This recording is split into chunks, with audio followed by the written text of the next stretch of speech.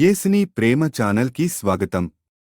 దయచేసి ఈ ఛానల్ని లైక్ చేయండి, షేర్ చేయండి, సబ్స్క్రైబ్ చేయండి. తెలుగు డైలీ ఆడియో బైబిల్ కీర్తనల గ్రంథం 50వ కీర్తన. దేవాది దేవుడైన యెహోవా ఆజ్ఞ ఇచ్చుచున్నాడు. తూర్పు దిక్కు మొదలుకొని పడమటి దిక్కు వరకు భూనివాసులను రమ్మని ఆయన పిలుచుచున్నాడు.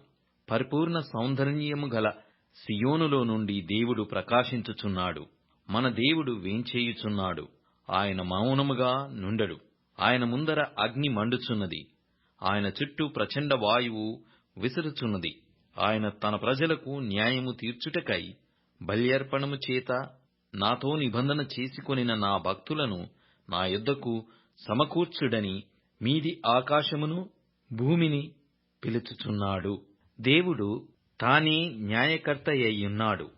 ఆకాశము ఆయన నీతిని తెలియజేయుచున్నది. నా జనులారా, నేను మాటలాడబోవుచున్నాను, ఆలకించుడి. ఇశ్రాయేలు, ఆలకింపుము. నేను దేవుడను, నీ దేవుడను. నేను నీ మీద సాక్ష్యము పలికెదను. నీ బలుల విషయమై నేను నిన్ను గద్దించుటలేదు. నీ దహన బలులు నిత్యము నా ఎదుట కనబడుచున్నవి. నీ ఇంట నుండి కోడెనైనను నీ మందలో నుండి పొట్టేలనైనను నేను తీసుకొనను. అడవి మృగములన్నీయు 1000 కొండల మీది పశువులన్నీయు నావే గదా. కొండలలోని పక్షులన్నిటినీ నేనెరుగుదును. పొలములోని పశ్వాదులు నా వశమయ్యున్నవి. లోకమును దాని పరిపూర్ణతయు నాదే. నేను ఆకలిగొనినను నీతో చెప్పను. వృషభముల మాంసము నేను తిందునా? పొట్టేళ్ల రక్తము త్రాగుదునా? దేవునికి స్తుతియాగము చేయుము. మహోన్నతునికి నీ మొక్కుబడులు చెల్లించుము. ఆపత్కాలమున నీవు నన్ను గూర్చి మొర్రపెట్టుము. నేను నిన్ను విడిపించెదను. నీవు నన్ను మహిమపరచుదవు. భక్తిహీనులతో దేవుడు ఇట్లు సెలవిచ్చుచున్నాడు. నా కట్టడలు వివరించుటకు నీకేమి పని? నా నిబంధన నీ నోట వచించదవేమి? దిద్దుబాటు నీకు అసహ్యము గదా. నీవు నా మాటలను నీ వెనుకకు త్రోసివేసెదవు. నీవు దొంగను చూచినప్పుడు వానితో ఏకీభవించెదవు. వ్యభిచారులతో నీవు సాంగత్యము చేసెదవు. కీడు చేయవలెనని నీవు నోరు తెరుచుచున్నావు. నీ నాలుక కపటము కలిగించుచున్నది. కీడు చేయవలెనని నీవు నోరు తెరుచుచున్నావు. నీ నాలుక కపటము కల్పించుచున్నది. నీవు కూర్చుండి నీ సహోదరుని మీద కొండెములు చెప్పుచున్నావు. నీ తల్లి కుమారుని మీద అపనిందలు మోపుచున్నావు. ఇట్టి పనులు నీవు చేసినను నేను మౌనినయ్యుంటిని. అందుకు నేను కేవలము నీ వంటి వాడనని నీవనుకొంటివి. అయితే నీ కనుల ఎదుట ఈ సంగతులను నేను వరుసగా ఉంచి నిన్ను గద్దించెదను. దేవుని మరచువారలారా, దీని యోచించుకొనుడి. లేని ఎడల నేను మిమ్మును చీల్చివేయుదును. తప్పించువాడెవడునూ లేకపోవును. స్తుతియాగము అర్పించువాడు నన్ను మహిమపరచుచున్నాడు. నేను వానికి దేవుని రక్షణ కనపర్చునట్లు వాడు మార్గము సిద్ధపరచుకొనెను. కీర్తనల గ్రంథం 51వ కీర్తన. దేవా, నీ కృప చొప్పున నన్ను కరుణింపుము. నీ వాత్సల్య బాహుల్యము చొప్పున నా అతిక్రమములను తుడిచివేయుము. నా దోషము పోవునట్లు నన్ను బాగుగా కడుగుము. నా పాపము పోవునట్లు నన్ను పవిత్రపరచుము. నా అతిక్రమములు నాకు తెలిసేయున్నవి. నా పాపమెల్లప్పుడు నా ఎదుటనున్నది. కేవలము నీకే విరోధముగా నేను పాపము చేసియున్నాను. నీ దృష్టి ఎదుట నేను చెడుతనము చేసియున్నాను. కావున ఆజ్ఞ ఇచ్చినప్పుడు నీవు నీతిమంతుడవుగా అగుపడుదువు. తీర్పు తీర్చునప్పుడు నిర్మలుడవుగా అగుపడుదువు. నేను పాపములో పుట్టినవాడను. పాపములోనే నా తల్లి నన్ను గర్భమున ధరించెను. నీవు అంతరంగములో సత్యము కోరుచున్నావు. అంతర్యమున నాకు జ్ఞానము తెలియజేయుదువు. నేను పవిత్రుడగునట్లు హిస్సోపుతో నా పాపము పరిహరింపుము. హిమము కంటెను నేను తెల్లగా నుండునట్లు నీవు నన్ను కడుగుము. ఉత్సాహ సంతోషములు నాకు వినిపింపుము. అప్పుడు నీవు విరిచిన ఎముకలు హర్షించును. నా పాపములకు విముక్తవు కమ్ము. నా దోషములన్నిటినీ తుడిచివేయుము.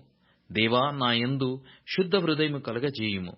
నా అంతరంగములో స్థిరమైన మనస్సు నూతనముగా పుట్టించుము.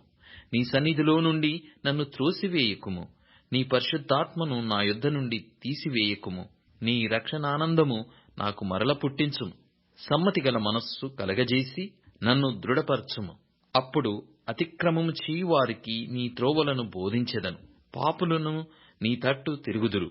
దేవా, నా రక్షణకర్తయగు దేవా, రక్తాపరాధము నుండి నన్ను విడిపింపుము. అప్పుడు నా నాలుక నీ నీతిని గూర్చి ఉత్సాహగానము చేయును.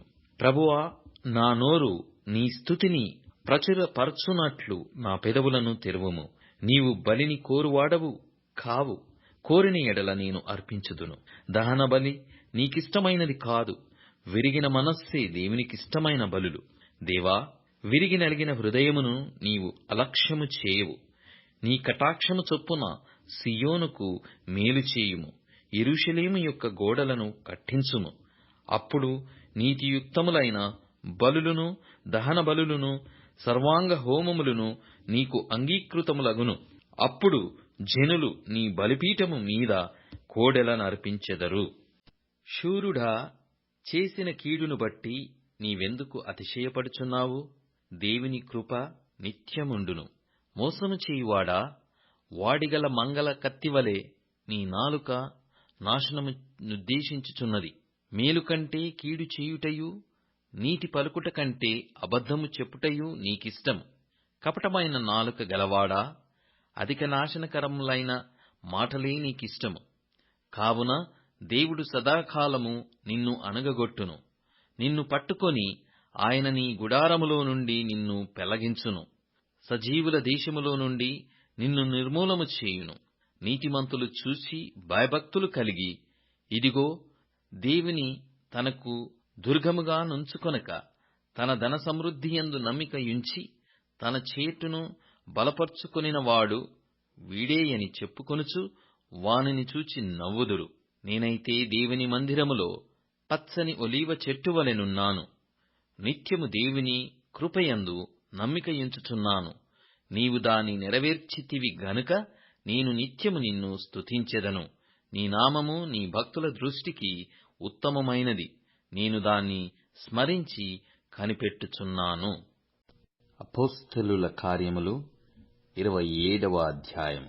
మేము ఓడ ఎక్కి ఇటలీ వెళ్ళవలెనని నిర్ణయమైనప్పుడు వారు పౌలును మరికొందరు ఖైదీలను ఔగుస్తు పట్టణములలో శతాధిపతి అయిన యూలీ అనువానికి అప్పగించిరి.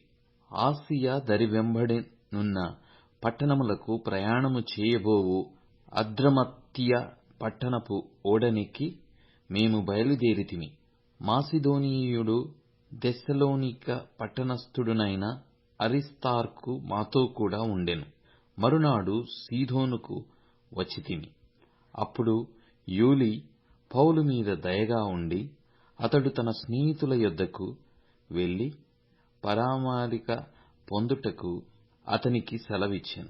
అక్కడి నుండి బయలుదేరిన తరువాత ఎదురుగాలి కొట్టినందున కుప్రచాటున ఓడ నడిపించితిమి. మరియు కిలికియకును పంఫులియకును ఎదురుగా నున్న సముద్రము దాటి లుకియలో ఉన్న మూరకు చేరితిమి.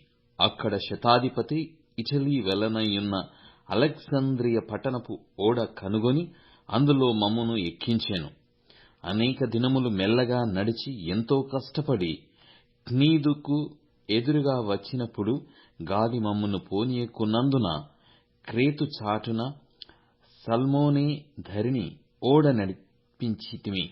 బహు కష్టపడి దాని దాటి మంచి రేవులు అను ఒక స్థలమునకు చేరితిమి. దాని దగ్గర లసయ్య పట్టణముండెను.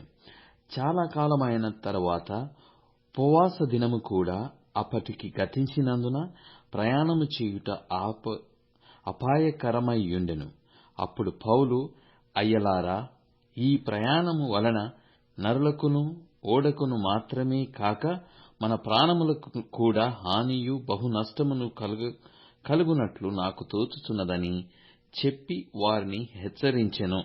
ఆయనను శతాధిపతి పౌలు చెప్పినది నమ్మక నావికుడును ఓడ యజమానుడును చెప్పినదే నమ్మెను. మరియు శీతకాలము గడుపుటకు ఆ రేవు అనుకూలమైనది కానందున అక్కడి నుండి బయలుదేరి ఒకవేళ శక్యమైతే ఫీనిక్సునకు చేరి అక్కడ శీతకాలము గడపవలెనని ఎక్కువ మంది ఆలోచన చెప్పిరి. అది నైరుతి వాయవ్య దిక్కుల తట్టుననున్న క్రేతు రేవై యున్నది. మరియు దక్షిణపు గాలి మెల్లగా విసురుచుండగా వారు తమ ఆలోచన సమకూడినదని తలంచి లంగరెత్తి క్రేతు ధరిని ఓడ నడిపించిరి. కొంచెం సేపైన తరువాత ఊరకులోను అను పెనుగాలి క్రేతు మీది నుండి విసరెను. దానిలో ఓడ చిక్కుకొని గాలికి ఎదురు నడవలేకపోయినందున ఎదురు నడిపించుట మాని గాలికి కొట్టుకొని పోతిమి. తరువాత కౌద అనబడిన ఒక చిన్న ద్వీపము చాటున దాని నడిపింపగా పడవను భద్రపరచుకొనుట బహు కష్టతరమాయెను. దానిని పైకెత్తి కట్టిన తరువాత త్రాళ్లు మొదలైనవి తీసుకొని ఓడ చుట్టూ బిగించి కట్టిరి. మరియు సూర్తిపను ఇసుక దిప్ప మీద పడుదుమేమో అని భయపడి ఓడ చాపలు దింపివేసి కొట్టుకొని పోయిరి. మిక్కిలి పెద్ద గాలి కొట్టుచున్నందున మరునాడు సరుకులు పారవేయసాగిరి. మూడవ దినమందు తమ చేతులారా ఓడ సామగ్రి పారవేసిరి. కొన్ని దినములు సూర్యుడైనను నక్షత్రములైనను కనబడక పెద్ద గాలి మా మీద కొట్టినందున ప్రాణములతో తప్పించుకొందుమను ఆశ బొత్తిగా పోయెను. వారు బహుకాలము భోజనము లేకయున్నందున పౌలు వారి మధ్యను నిలిచి, అయ్యలారా, మీరు నా మాట విని క్రేతు నుండి బయలుదేరకయే ఉండవలసినది. అప్పుడీ హానియు నష్టమును కలగకపోవును. ఇప్పుడైనను ధైర్యము తెచ్చుకొనుడని మిమ్మును వేడుకొనుచున్నాను. ఓడకే గాని మీలో ఎవని ప్రాణమునకునో హాని కలగదు. నేను ఎవని వాడనో ఎవనిని సేవించుచున్నానో దేవుని దూత గడిచిన రాత్రి నా యొద్ద నిలిచి, పౌలా, భయపడకుము, నీవు కైసరు ఎదుట నిలవబడి వలసియున్నది. ఇదిగో, నీతో కూడా ఓడలో ప్రయాణమై పోవుచున్న వారినందరినీ దేవుడు నీకు అనుగ్రహించియున్నాడని నాతో చెప్పెను. కాబట్టి అయ్యలారా, ధైర్యము తెచ్చుకొనుడి. నాతో దూత చెప్పిన ప్రకారము జరుగునని నేను దేవుని నమ్ముచున్నాను. దయచేసి ఈ ఛానల్ని లైక్ చేయండి, షేర్ చేయండి, సబ్స్క్రైబ్ చేయండి.